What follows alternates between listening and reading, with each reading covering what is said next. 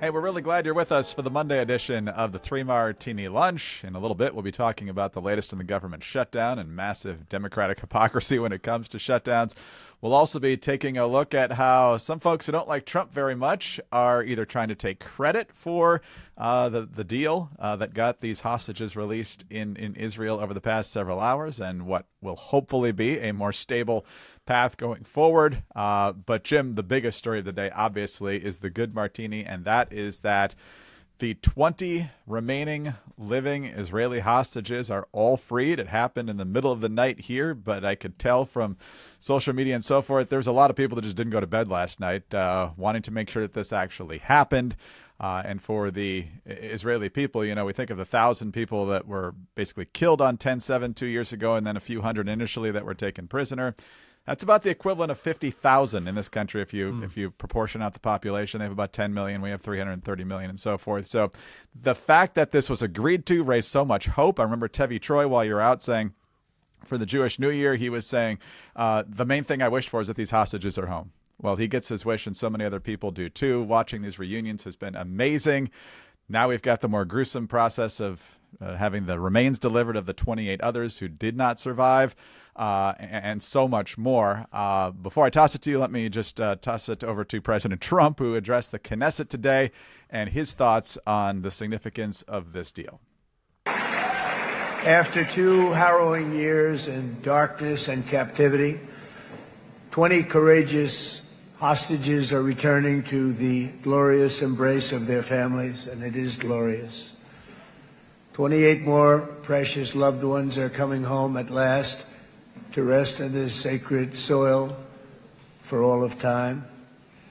And after so many years of unceasing war and endless danger, today the skies are calm, the guns are silent, the sirens are still, and the sun rises on a holy land that is finally at peace, a land and a region that will live, God willing, in peace for all eternity.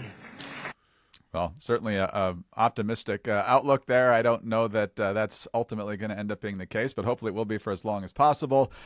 Jim, this is a day that a lot of people weren't sure that they were ever going to see, and so this is a very, very good martini. It is. I said the title of today's Morning Jolt is the best day of Trump's second term so far. Hopefully there are even better days, but this is a very high bar to clear. And I'm going to begin by saying, on this podcast and in my morning newsletter and other places, I have given Steve Witkoff his share of grief, maybe more than his share of grief, and yet he and Jared Kushner were two of the architects of this deal and getting all of the parties to yes. Now, this is only the first step on a 21-point peace plan that is going to involve a lot more difficult steps along the way. According to point 13 is effectively the complete disarmament of Hamas, and effectively it will cease to exist as a functioning entity. I don't know if we'll get there. There's a lot more to do in this letter, but everyone in Israel is overjoyed today. I think every American should be overjoyed today. You have plenty of reasons to think this was never going to get here. Hamas has been the ultimate bad faith negotiator since the beginning. Try to examine a bit like what happened for Hamas to suddenly be more amenable to releasing the hostages. And one of the analyses, I look at it and I kind of wonder if the hit in Doha, even though it did not kill the top level Hamas officials that it intended to, sent a signal to everyone, hey, this is not just a war that's happening in the Gaza Strip. This is not just a war that's happening in Israel. The Israeli Defense Force can reach out and touch someone whenever they want, and you cannot be there. There is no place on earth that you can be where you can be a safe spectator to this conflict. But even if you don't look at that, it appears that the rest of the Arab world has just gotten tired of this and basically sent the message clearly to Hamas. It's time to wrap this up. If you guys release the hostages, there's at least a chance that Israel will stop and everybody in the Gaza Strip, the Palestinians, can try to start rebuilding their lives. And the pressure on Hamas became insurmountable. So, look, kudos to President Trump. I think that it's kind of foreshadowing one of our future martinis. It says something that he and Witkoff, two real estate guys, and Kushner, who, had connections to Israel, but who otherwise was not a lifetime diplomatic professional, managed to reach out to everybody and managed to get them to a point where basically everybody wants to make money. Everybody wants to get back to normal. Everybody wants to end the conflict. Everybody wants to move on with their lives with this, extremely bloody conflict that was started by Hamas on October 7th. And I'd like to think that this is, the October 7th attacks will be remembered not just as an atrocity, but also as one of the great historical blunders, that it did nothing to help the Palestinian people. And in fact, it hurt the Palestinian people. And, all they did to Israel, yes, they inflicted great pain and suffering, but they also enraged Israel and made it to the point where the wrath of the IDF was striking left, right, and center. So it's a remarkable day. This may be the apex. It may be much more challenging from here on out, but we can worry about that another day. Take a bow, Mr. President. Take a bow, U.S. negotiators. Take a bow, Israel, and for that matter, the Palestinian negotiators. The recovery of these hostages was never guaranteed. They were held longer than the U.S. hostages were held by Iran by 200 some days. So it's a just remarkable turn of events. I don't think anybody foresaw it. And somebody on one of my email lists made the observation, Greg, 2 weeks ago. You probably felt like you had a good idea of what the first paragraph of Donald Trump's obituary was going to be. Elected twice, impeached, all the things that Trump did. Now it may well be Donald Trump who was the unlikely architect of a lasting peace in the Middle East. We'll see how things go. But this is a remarkable breakthrough, and we'll see how things go from here. But it is a day for everyone to have a sigh of relief and a well-earned round of applause for the president and his negotiating team. No question about it. No question about it. Or even seeing some legacy media making that point as well. It's pretty undeniable.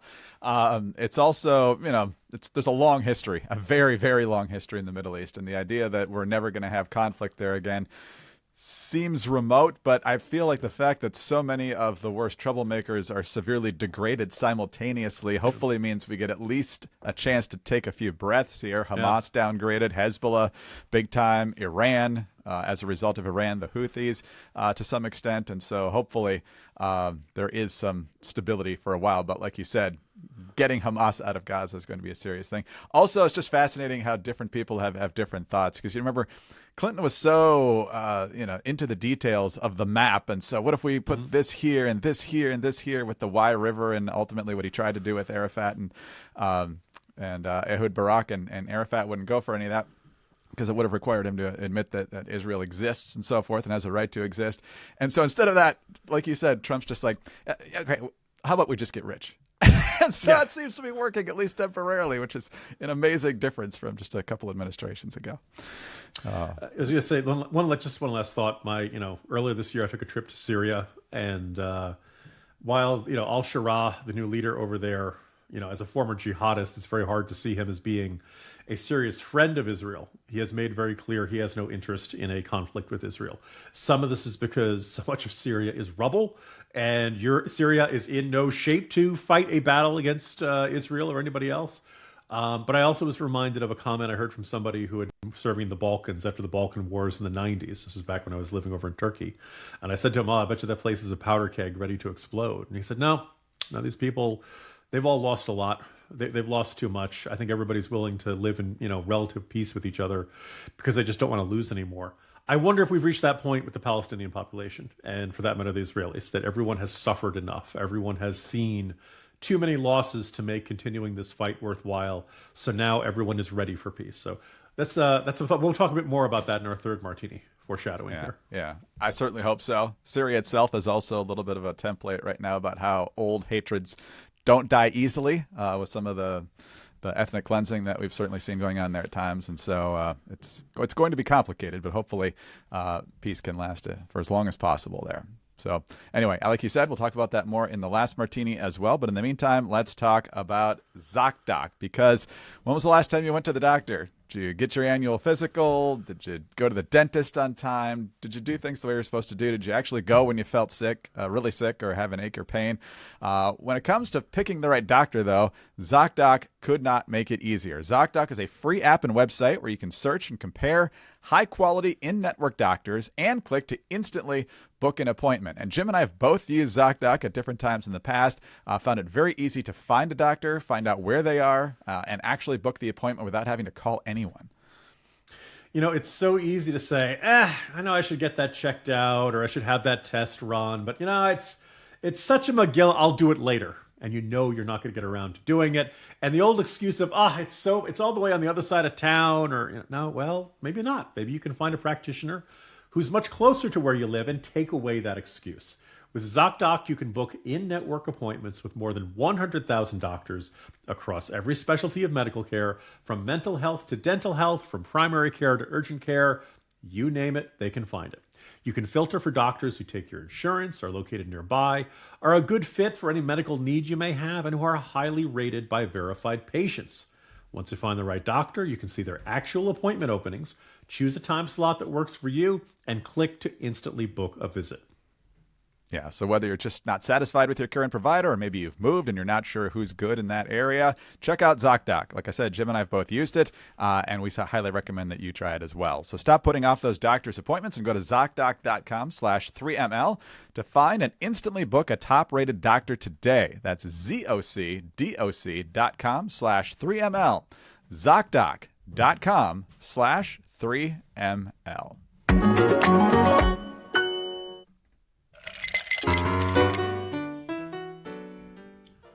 All right, once again, we'll talk to me a little bit more about the Middle East in the last martini, but in the middle here, Jim, we're going to be talking about the government shutdown. Yeah, it's still going on. It's October 13th. Happy Columbus Day, by the way.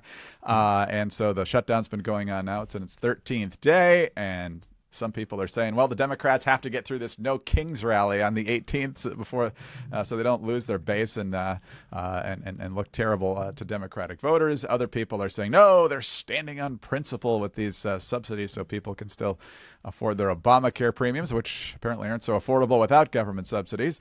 But in the meantime, Chris Murphy, the senator from Connecticut, was on Face the Nation talking about how urgent it was that Republicans give in to the Democratic demands here. But Margaret Brennan, who we've certainly talked about in not so flattering terms a number of times and how she interviews folks on the right, getting a little tough with Chris Murphy as well, particularly as it relates to his hypocrisy when it comes to government shutdowns. But you have been critical in the past of the tactic of choosing to shut down the government. You were in 2018. You were back in 2013 when it was a discussion over health care. This is what you said in 2018.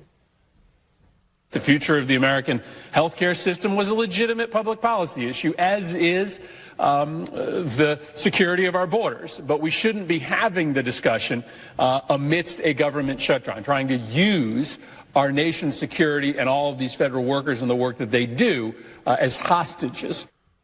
Aren't you doing today exactly what you were criticizing then? No, that was a fight over sort of the long-term structure of the American healthcare system. This is an emergency. Oh, it's an emergency, Jim. Therefore, we can just not do anything for weeks on end. So, first of all, an observation in a couple of ways. First of all, I feel like Chris Murphy and Eric Swalwell are slowly becoming the same person with the facial hair, and they drop a lot of F-bombs in their social media and so forth. But also, when you're caught red-handed, it's just like, no, totally different situation. I'm not the hypocrite here.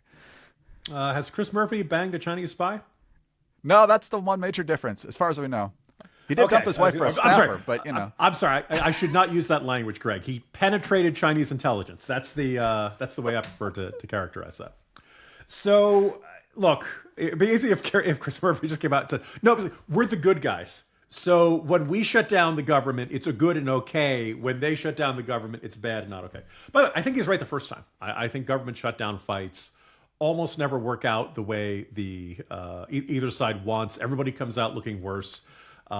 Any boost you get in the poll, there's this idea that in this poll question, more voters blame the other side than us, therefore we won. There's always at least a third, sometimes more, who says a pox on both your houses. I blame both of you. Nobody comes out of it their image enhanced. Nobody comes out looking smarter, more competent, more reassuring of the American public. Americans just want the government to work. They're not interested in getting into the weeds about who did this and who did that or something like that. I pointed out, by the way, when we talked about this in past editions of the podcast, I talked about Mrs. Zachmanik's first grade class always wanted to go to the Smithsonian. I wrote today's corner in a corner post. I pointed out, apparently at Yosemite, people are base jumping off El Capitan because the national parks under this administration, they're open. There are just fewer park rangers on duty. So do so at your own risk. Don't count on the park rangers to come rescue you. If you base jump off El Capitan, Alex Honnold is not going to climb up there to save you. You're on your own. I'm not sure there's a lot that rangers can do to help you if you base jump incorrectly. That's a good point. That's the other thing is that, they're going to be a spatula to just kind of scrape you up there. Just exactly the visuals everyone expected when they tuned into this podcast. And again, also for all but we don't have to spend money. No, because the federal government workers get back pay. And when you shut down the government, usually for the last couple of days before the shutdown, everybody starts making the preparations. There's no savings to the taxpayers to a government shutdown. I know everyone wishes there were. I know everyone thinks there ought to be, but there really isn't. Under federal law, all the federal workers get paid for their back pay. Some people are working and not getting paid right now, which I think probably sucks for them. I think they really know. If you're an air traffic control guy and you're trying to make sure those planes don't bump into each other, you're probably a little frustrated that you're not getting any paychecks. I guess they get a partial paycheck for this pay period for like a couple of days worth. And then I think starting next week, they're when they should be getting paychecks, they're not going to be getting paychecks until the shutdown ends. It's day 13 and nobody's negotiating. The House isn't even in session this week. Now the House can point out, we passed a continuing resolution back on September 19th. At any time, 7 Senate Democrats could say, this is ridiculous. We're voting for the continuing resolution. Let's fund the government. We can still have our argument about Obamacare subsidies. By the way, America, aren't you glad that the healthcare is now affordable? Because we passed the Affordable Care Act, and Obama told us it's the Affordable Care Act. Therefore, it's the same way that the Inflation Reduction Act. Inflation went down because we passed a bill with that in the title. This is frustrating. Now, the other weird thing about this is that the people who are getting squeezed the most, as I alluded to earlier, are federal workers who generally vote Democrat. And somebody said to me, Jim, what about civilian DOD? I'm not saying every federal worker votes Democrat, but clearly I think by and large, particularly here in Virginia, particularly here in Maryland, the District of Columbia, they're more likely to support Democrats, and they're being asked to take the hit on this one. So if you're a federal, and look, why are Democrats having this fight? Well, because they avoided a government shutdown earlier in the year, and every progressive activist concluded that Chuck Schumer was made of Play-Doh in terms of his toughness, in terms of his, he's easier to push around than I wasn't even going to say Gumby, Mr. Bill from Saturday Night Live, to really date my references on this podcast. So, federal workers, how much longer do you want to take these hits? How much longer do you want to not get paid so that Chuck Schumer can look tougher? I don't think they're really. I think they'll be okay this pay period. I don't know if they're going to feel that way next pay period. And so I don't see how this ends. And by the way, do you see any pressure for Donald Trump to end the shutdown these days? No, I do not. They figured out a way to make sure that troops get paid, which I think was like the strongest pressure they had on either side. Assuming no plane falls out of the sky in the next couple of days. I don't think no one's acting like there's any rush to end this federal government shutdown. And yet the argument from really both sides, but in particular the Democrats, is, isn't it so terrible the government is shut down? Republicans should make concessions to us so that we can end this federal government shutdown. But if you guys aren't, you're the guys who pass a continuing resolution, all the pain can end immediately. So, yeah. In any other scenario, especially if the Democrats are the ones in the majority, the clean extension, there'd be no hand-wringing or debate in the mainstream media about who's really at fault here for this. So I'll also point out I'll be on a plane next week, so air traffic controller guys, appreciate if you do me a solid whether the government's open or not. Anyway. But you got home safe, Jim, so that's a good sign. Easy going. So, all right. Well, when it comes to whether it's government shutdowns or just businesses running in general, you want things to be as efficient as possible. And one of the tools making a big difference for many business owners is Quo, formerly OpenPhone. It is the same great business phone system you've heard us talk about before, just with a new name. And here's why it matters. If you're running a business, you know that every time you miss a call, you're leaving money on the table. And when every customer conversation matters, you need a phone system that's going to keep up and help you stay connected 24/7. When you're trying to build a business and build clients, it is 24/7, and that's why you need Quo. Quo, once again, formerly OpenPhone, works through an app on your phone or computer, so you don't have to carry around 2 phones anymore or use a landline. With Quo, your team can share one number and collaborate on customer calls and texts like a shared inbox, so anyone can jump in and keep your response times fast. See why more than 90,000 businesses trust Quo, formerly OpenPhone. Yeah, so get started for free. Plus, you can get 20% off your first 6 months at quo.com/3ml. That's QUO.com/3ml. And if you have existing numbers with another service, Quo will port them over at no extra charge. Quo, no missed calls, no missed customers.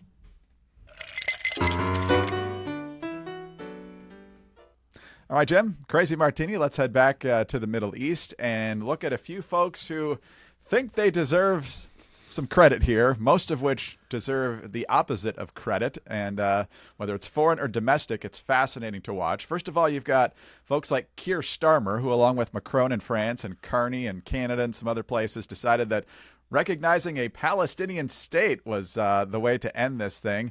It's the opposite of what happened. Marco Rubio said over and over again, this is only harming the effort to get to the end of this thing.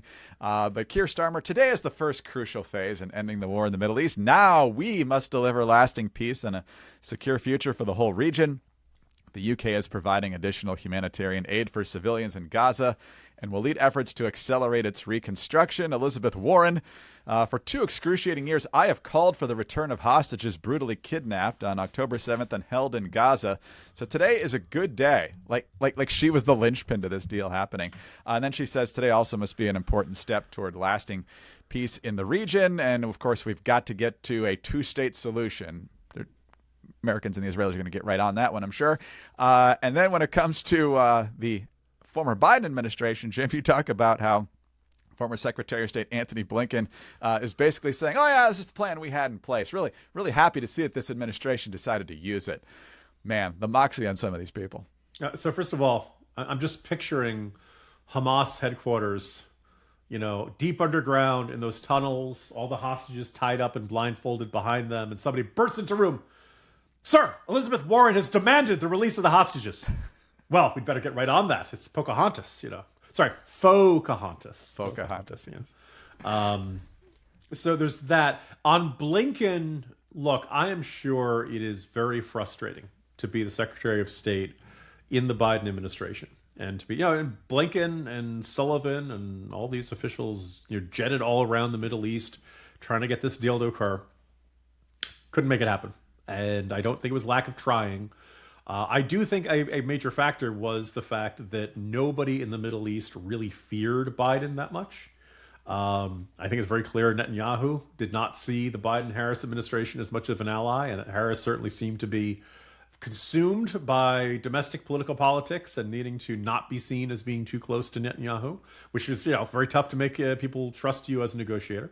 Biden had said a lot of the right things at the beginning after October 7th, but then kind of as month by month went on, he kind of reflected more of that Democratic Party hostility to Israel. Hamas certainly never acted like they feared Biden or the U.S. or anything like that. I'm sure the Arab states, to varying degrees, wanted this conflict to end. And apparently we saw reports about how they were actually much more behind-the-scenes military cooperation with Israel while they were denouncing Israel publicly. I understand this is how politics is practiced in the Middle East, but I find it a little bit frustrating, the degree to which people, have a private position and a public position. But Blinken, I'm picturing him playing his guitar somewhere and just smashing his guitar, as he looks at this, because this is what he wanted to do. This was the grand achievement. So he said, it's really fascinating. Here's Trump taking a well-deserved victory lap. And all of a sudden, Blinken is rushing to the microphone, like Kanye interrupting Taylor Swift, and say, I'm going to let you finish, but this is essentially the plan that we developed over many months and more or less left in a drawer for the incoming administration. And I'm very, very glad. This was all my idea. This is all my proposal. It's all right, dude, you were in that position for a year and 3 months and change. If you have the plan, why didn't you execute the plan then? Now, maybe some of this it required, as I mentioned earlier, everyone to get really tired of the war. It required everyone to get tired. I also can't tell, what's changed in the last month? I point out, I think the Doha strike. I think the recognition to Hamas leaders that, you can get hit anywhere. So this is, this war can come literally to your doorstep at any given moment. So I look at that. I see that's a thing that has changed dramatically. Maybe pressure from the Arab states has, ratcheted up dramatically in the last few months. The circumstances came together. So I think if you're the Biden team, the best thing to do is say, good job. There's a quote in the a report in Politico said they find this to be bittersweet. Just cram it. I'm sorry. Shut up. Just I don't. Don't tell credit? Because one of the most important aspect of this entire event in the last 24 to 72 hours in the Middle East, how does the Biden team feel about it? And their feelings are hurt that they didn't get to take credit for it. Oh, just shut up and go away. Yeah, way to miss the big picture for your own ego here. And I would argue that not only was neither side seeing Biden as the one to bring this together, arguably he was the reason Hamas felt comfortable launching the strike in the first place after the weakness we showed in Afghanistan. Same thing with Putin. I mean, Hamas and Putin are still to blame, but when you see weakness, it makes you more aggressive. That's what happened. It's certainly, and here's the thing. I don't know if Joe Biden had been 20 years younger and more energetic and more articulate, I don't know if that would have changed any of the outcomes of this conflict from November 7th to January 20th of this year. But it's certainly, it's hard to believe things would be worse. I think when you have a president who works from 10 to 4 and can do one public event a day, it makes it hard for there to be sustained presidential messaging on a particular administration position. And so, like, if I look at this and I wonder if Blinken is quietly seething about that this is what happens when there's energy in the executive, and also a certain sense of, like, look, with Trump, we all know he's a little bit crazy, actually sometimes more than a little bit crazy, and you just don't know what he's going to do. So as a result of that, you want to always, like, at least look cooperative. I know there's the acronym TACO, Trump always chickens out. There have been plenty of times where Trump has not followed through the way I would have liked to have seen him do it. But when he does follow through, all of a sudden the Iranian nuclear program isn't around anymore, right? All of a sudden the Houthis are sinking into the sea. Like, there are times when Trump does follow through, and the consequences for his adversaries are terrible. So I think that makes everybody want to at least appear to be amenable. And maybe that was an element in how they got to this this really wonderful day. Again, as I began the morning jolt, we have really bad martinis on a lot of days these days. The last few years, Greg. So when we get to celebrate them, we really got to savor them. No, absolutely right. So hopefully the rest of this process continues. The remains are available and they are delivered. The less pleasant part is some really awful Palestinian terrorists are going to be let go in exchange for this. And so who knows what they'll be up to. But the process is underway, and hopefully step by step it works for as long as possible. So big day, great day. Hopefully we get another one day after day over there. So, Jim, happy Columbus Day to you, and I will talk to you tomorrow. See you tomorrow, Greg. Jim Garrity, National Review. I'm Greg Columbus of Radio America. Thanks so much for being with us today. Please be sure to subscribe to the podcast if you don't already. Tell your friends about us as well. Thanks also for your 5-star ratings and your kind reviews. Please keep those coming. Get us on your home devices. All you have to say is play 3 Martini Lunch podcast. Follow us both on X. He's at Jim Garrity. I'm at Greg Columbus. Have a terrific Monday. Join us again Tuesday for the next 3 Martini Lunch.